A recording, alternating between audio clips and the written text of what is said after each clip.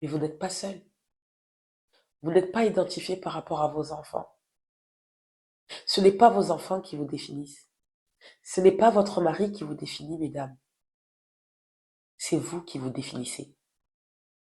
Et je veux que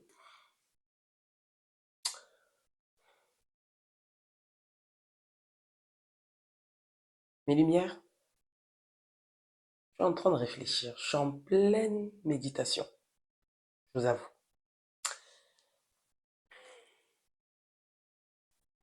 Pourquoi? Il s'avère que cette semaine, j'ai parlé avec beaucoup de lumière. Beaucoup. Je dirais au moins une quinzaine. Et il y en a une qui m'a posé la question de comment je me sentais, comment je supportais la solitude. Est-ce que je ne souffrais pas d'être seule?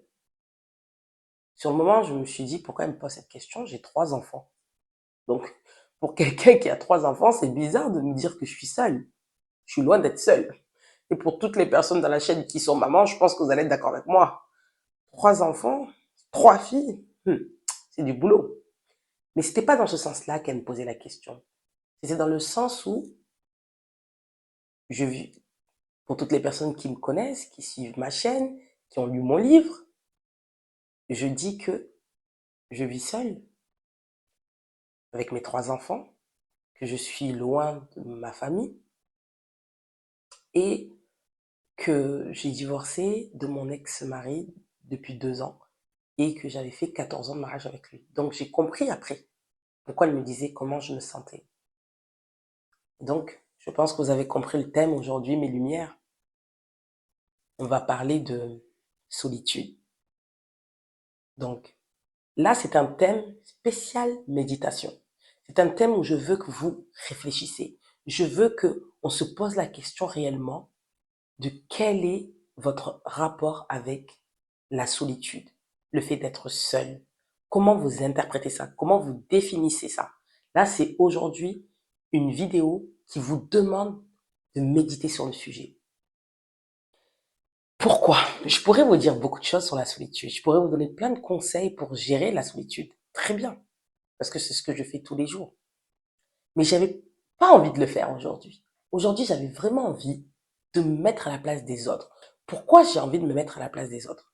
Tout simplement parce que il y a quelques années, j'étais comme ces personnes-là. Pour moi, me retrouver seule, sans mari, loin de ma famille, avec très peu d'amis, parce que je vous l'ai dit, si vous avez suivi mes vidéos, j'ai fait un tri phénoménal. Aujourd'hui, je compte mes amis sur le bout des doigts. Et encore. Il y en a, je peux même plus dire que c'est des amis, je peux dire que c'est des belles personnes. Donc, comment aborder ce sujet-là? Tout d'abord, mes lumières. Nous savons tous que nous sommes nés seuls. Oui, même les jumeaux sont nés seuls, c'est-à-dire que même les jumeaux, il y en a un qui est sorti avant l'autre. Même les siamois, c'est réel. On est seul et on va mourir seul. Ça, au moins, c'est une certitude. Mais nous savons bien aussi que les êtres humains ne sont pas faits pour rester seuls, ne sont pas faits pour vivre seuls. Nous avons besoin tous d'avoir des relations sociales pour nous sentir vivants, pour être connectés aux autres. Donc, quel est notre rapport à la solitude? Qu'est-ce que c'est d'être seul? Est-ce que c'est une bonne chose d'être seul ou est-ce que c'est une mauvaise chose? Est-ce que c'est quelque chose qu'on doit anticiper, travailler sur nous-mêmes avant que ça arrive? Ou tout simplement, c'est quelque chose à bannir? Il faut éviter d'être seul. Nous avons tous entendu les histoires des personnes âgées qu'on retrouve morts, seuls, qu'on les retrouve 3 jours, voire 4 jours après. Et c'est l'odeur qui interpelle le voisinage. Et c'est à ce moment-là qu'on découvre le corps. Et c'est l'une des pires des morts. Mais en même temps, on sait que vivre dans des endroits extrêmement bruyants, où on est extrêmement nombreux, ben, pour certaines personnes, c'est difficile. Certaines personnes s'effacent. Certaines personnes souffrent de ce bruit, de ce monde. Donc, quel est l'équilibre? Qu'est-ce qui est bon? Qu'est-ce qui est bien? Alors aujourd'hui, mes lumières, je veux que vous réfléchissiez à la question. Pour ma part, moi, j'ai déjà ma réponse. Et je pense que vous la connaissez toutes depuis le temps que maintenant vous regardez les vidéos. Je pense que vous connaissez maintenant à peu près mon point de vue. Mais j'aimerais surtout savoir le vôtre. J'aimerais que vous laissiez des commentaires ou que vous likez. J'aimerais que vous évitez de me laisser des messages sur ma boîte mail ou sur mon WhatsApp pour me dire votre point de vue. J'aimerais que vraiment vous commentez. Soyez courageuse, affirmez-vous et dites-moi ce que vous en pensez. Qu'est-ce que vous en pensez du sujet? Nous avons tous passé la période Covid et c'était une période où on a vu des personnes s'épanouir pendant cette période, vivre leur best life. Il y en a d'autres, on les a vus mourir de jour en jour, se retrouver à l'hôpital psychiatrique. Enfin, on a tout entendu parce que la solitude, ils n'étaient pas habitués à la solitude et nos habitudes ont changé depuis. Donc, moi, je vous interpelle, mes lumières, parce que c'est un grand sujet. C'est un sujet qu'il faut vraiment, vraiment se positionner. Vous devez vraiment travailler votre rapport avec la solitude. Nous ne sommes pas seuls. Personne n'est seul. Que tu vis seul ou que tu vis en famille, tu n'es pas seul. Beaucoup de personnes voient la solitude comme quelque chose de négatif, quelque chose d'angoissant. À travers les échanges que j'ai pu avoir, donc je suis tombée sur des mamans, parce que je coach aussi des mamans, je coach aussi des mères célibataires, je coach des femmes mariées, j'ai un peu de tout dans mes coachings et je suis très heureuse de faire leur connaissance, d'échanger chaque jour avec elles, car elles ont énormément de ressources, vous avez énormément de ressources, mes lumières. Et c'est vrai que le sujet de la solitude est beaucoup revenu, à travers les femmes, bien sûr. C'est beaucoup les femmes qui abordent ce sujet-là. Et donc, on peut se sentir seul en étant marié. Et ça, moi, je connais ce sentiment. Croyez-moi, je comprends très bien mes lumières. On peut aussi se sentir seul parce qu'on est célibataire. Et on pense que c'est lorsqu'on va trouver l'être aimé, son âme sœur, qu'on va combler ce manque. Il y en a d'autres, c'est à travers l'enfant. Ils pensent que c'est en ayant des enfants qu'ils vont moins sentir cette sensation de solitude. Et d'autres, c'est tout simplement qu'ils kiffent la solitude. Ils kiffent. Je vous avoue que j'ai goûté aux deux. J'ai goûté aux deux, mes lumières. Mais j'ai pas envie de vous donner spécialement mon point de vue. Mais j'aimerais surtout faire une dédicace à nos mamans. Pourquoi je dis nos mamans? Parce que beaucoup de nos mamans sont encore mariées, avec leur mari, bien sûr, sont encore mariées, mais ne vivent pas forcément avec leur mari. Ou bien vivent avec leur conjoint, mais il n'est pas forcément présent. Elles manquent beaucoup d'attention. Elles manquent beaucoup de considération. Et c'est ce sentiment-là de solitude qui vient. Et une maman, vous voyez de quelle maman je parle? Je parle principalement des mamans qui se sont investies dans l'éducation de leurs enfants. Bravo à vous. Vous êtes des femmes merveilleuses. Lorsque ces enfants partent, lorsque ces enfants prennent le chemin de leur destinée, parce que c'est comme ça la vie, ces mamans se sentent seules. On retrouve des mamans qui cherchent à cohabiter avec leurs enfants, en général leurs fils, surtout en Afrique, et il y a des mamans qui restent seules. Mais tout simplement, tout ça, on revient toujours au rapport de la solitude. Et donc, j'aimerais vous dire, mesdames, vous, je précise bien vous, parce que votre rapport à la solitude est totalement différent. On vous voit forte, on vous voit prier, on vous voit sourire, on vous voit sage. Vous êtes des femmes extrêmement sages. Et parfois, vous avez cette sensation de solitude. Vous souffrez intérieurement. Vous n'arrivez pas à dire les choses.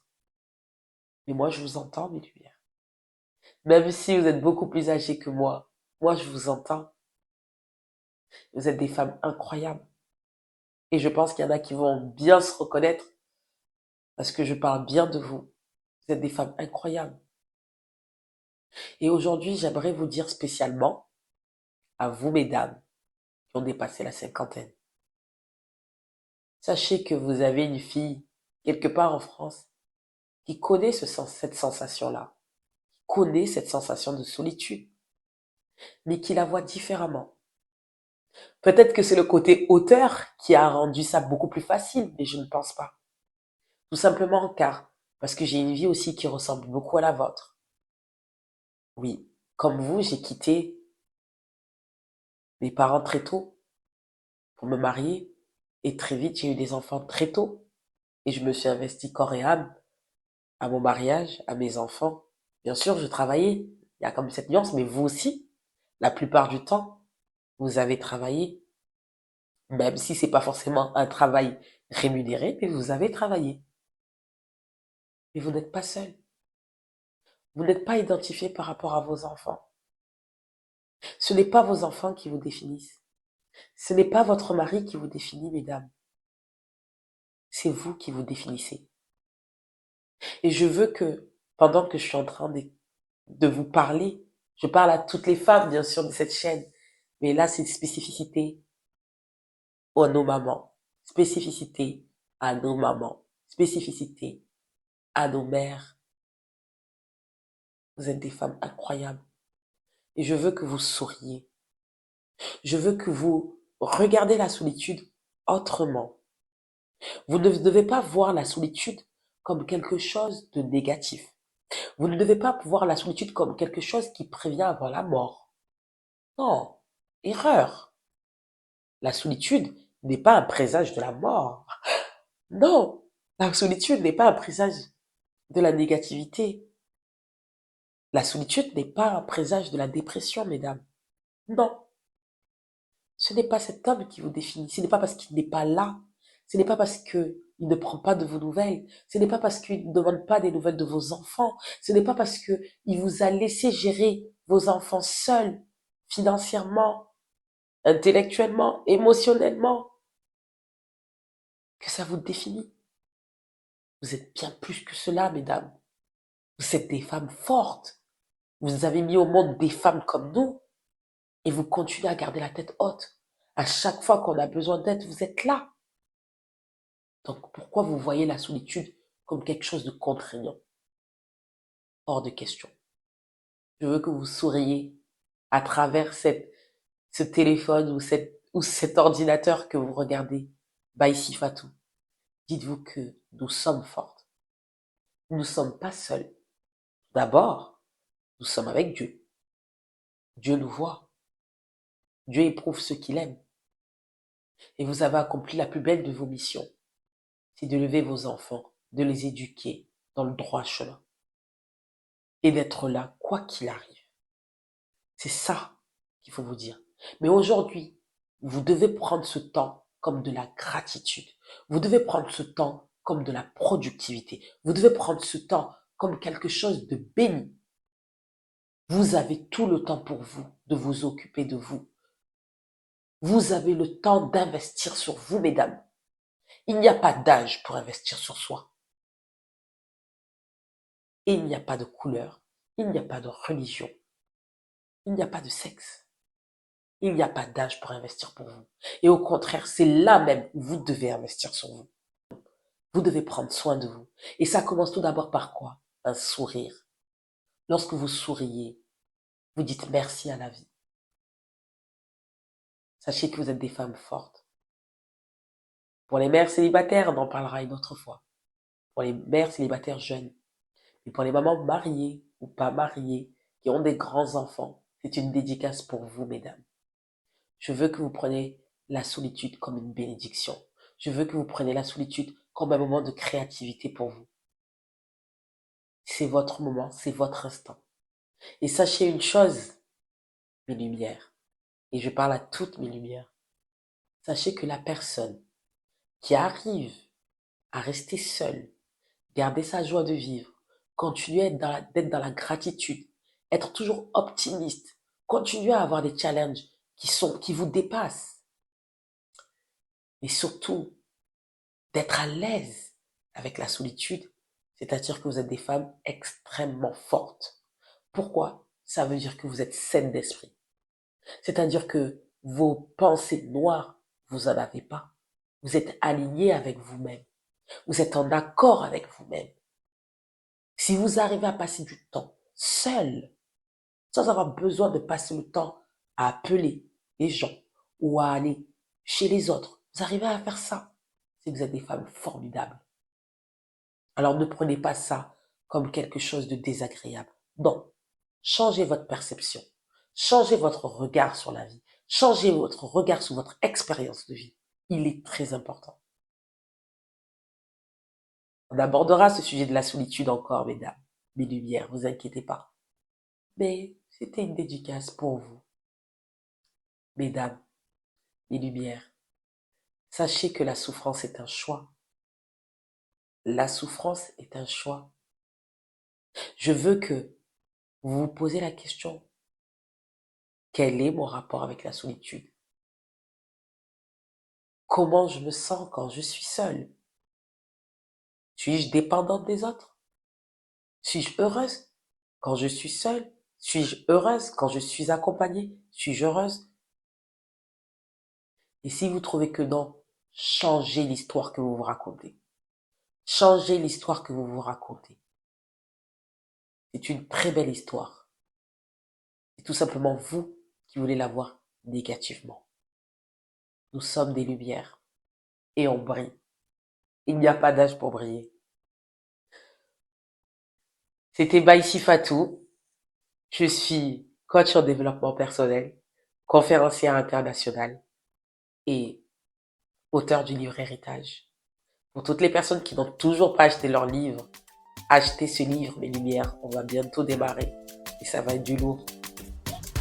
Pour le reste, je vous demanderai de vous abonner, de liker et de me donner votre point de vue sur la solitude. Sachez que la souffrance est un choix. Prenez soin de vous.